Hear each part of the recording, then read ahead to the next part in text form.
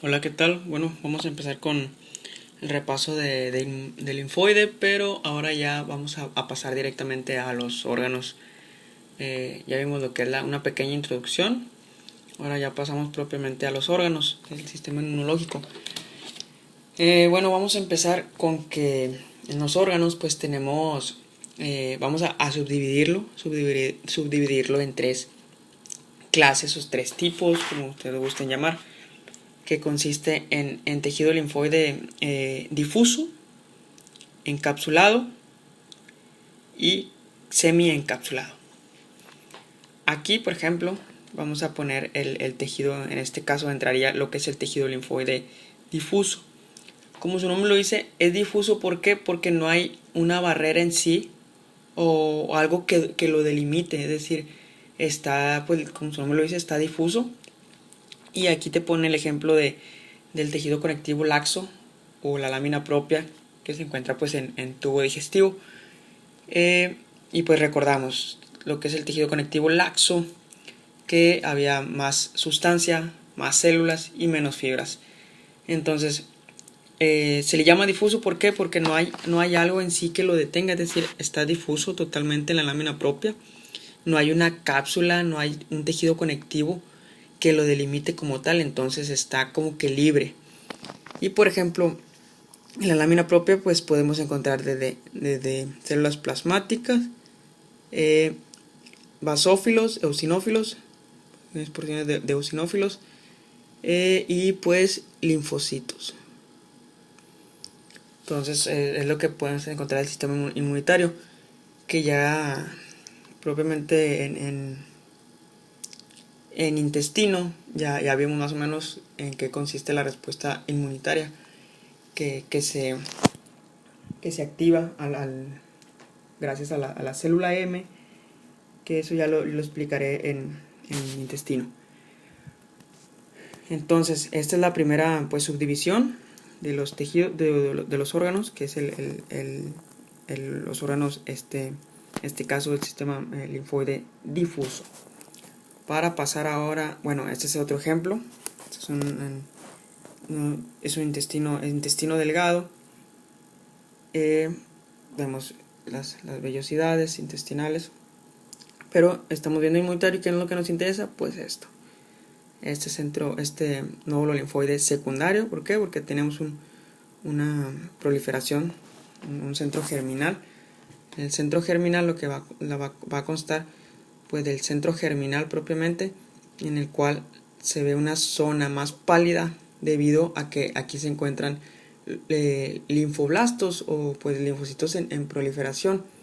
Estos se ven así más pálidos. ¿Por qué? Porque tienen una mayor abundancia de citoplasma, núcleo más pequeño, eucromático, y pues son activos, ¿ok? Entonces aquí está la constante división.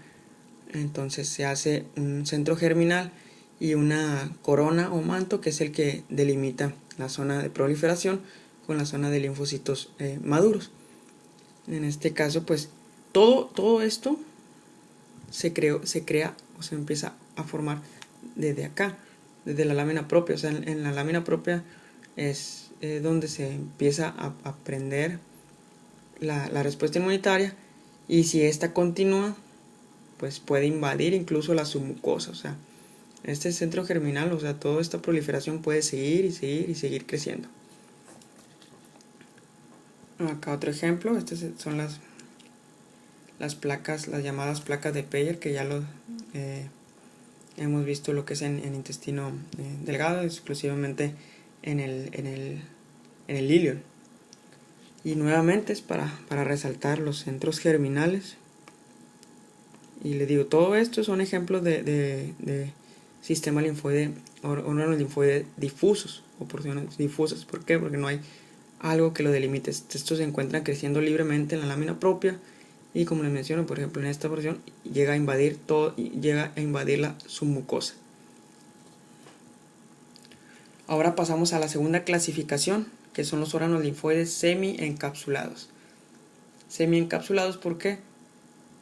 Tienen, bueno, en este ejemplo de un semiencapsulado pues venía siendo la amígdala palatina. ¿Cómo la identificamos? Porque contiene un epitelio plano, estratificado, no queratinizado, y aparte de que forma estas invaginaciones, estos pozos, que son las criptas palatinas, estos como que invaginaciones del epitelio propiamente. Obviamente debajo del epitelio pues vamos a tener la respuesta inmunitaria, todos los centros germinales. Vamos a ver aquí estos. Entonces estos son las ¿cómo se les llama? Las criptas amigdalinas, todos estos, con epitelio escamoso estratificado, no queratinizado. Inmediatamente debajo del epitelio pues se encuentran los centros germinales o los nódulos. Los centros germinales, y se le llama semiencapsulado. ¿Por qué? Porque hay una pequeña área, una pequeña porción de tejido conectivo que más o menos delimita lo que es pues el tejido conectivo debajo del epitelio. Entonces, esto es un acercamiento a lo que es el epitelio. Entonces ya vimos que es un epitelio escamoso estratificado, no queratinizado. Vamos a ver más otro acercamiento. Bueno, esa es otra micrografía. Microfotografía de luz. Y pues nada más para recalcar, ok.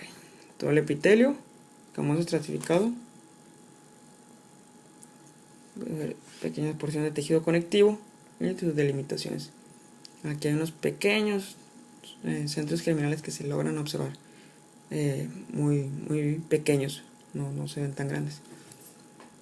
¿Y cuál es la función? Pues proteger lo que es de contra antígenos que se vayan por la vía aérea.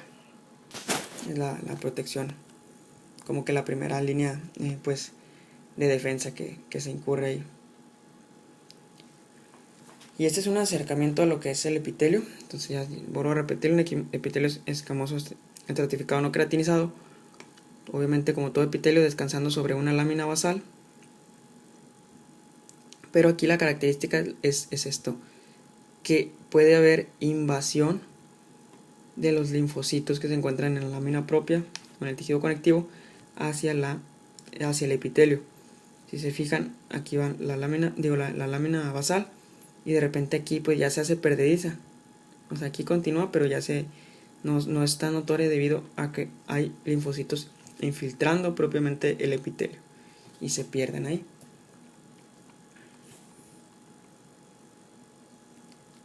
Pasamos a lo que viene siendo al primer órgano linfoide encapsulado. Ahora ya vamos a pasar a los encapsulados que para fin de examen pues son el timo, el ganglio linfático y el vaso. Empezamos con el primer órgano linfoide encapsulado, que es el ganglio linfático. Así a grosso modo el ganglio linfático pues su función es filtrar la linfa. Entonces, ¿cómo llega la linfa? Pues ya sabemos, primero se forman unos capilares linfáticos, después vasos linfáticos, y todo ese recorrido tienen que hacer como que relevo en un ganglio linfático. Imaginemos que un vaso linfático pues es la carretera, y imaginemos que el ganglio linfático es la aduana. Entonces, o la caseta, vaya, es una caseta, imaginemos que es una caseta. ¿Cómo ingresa la linfa al ganglio linfático? Bueno, pues por capilares linfáticos aferentes. Todo capilar linfático aferente van a penetrar la cápsula, propiamente como les acabo de mencionar, es un órgano encapsulado, penetra la cápsula, y esta a su vez forma como pozos, o no pozos, hagan de cuenta que la cápsula es agujerada, penetrada, y forma como que recesos, entonces debajo de la cápsula, y eso se le llama el seno subcapsular. Imaginemos que es un charco aquí y es el seno subcapsular. Aparte, la cápsula puede generar invaginaciones hacia el ganglio y forma lo que son las llamadas trabéculas, que son estas pequeñas. Son invaginaciones de la cápsula hacia el ganglio, y esas trabéculas también van formando, como hagan de cuenta que va haciendo camino la trabécula y forma los senos trabeculares. Entonces hay senos subcapsulares, senos trabeculares. Y todo esto pues se va filtrando. Tiene una corteza superficial, profunda, una médula. Entonces todos estos relevos que va pasando pues van montándose distintas respuestas inmunitarias.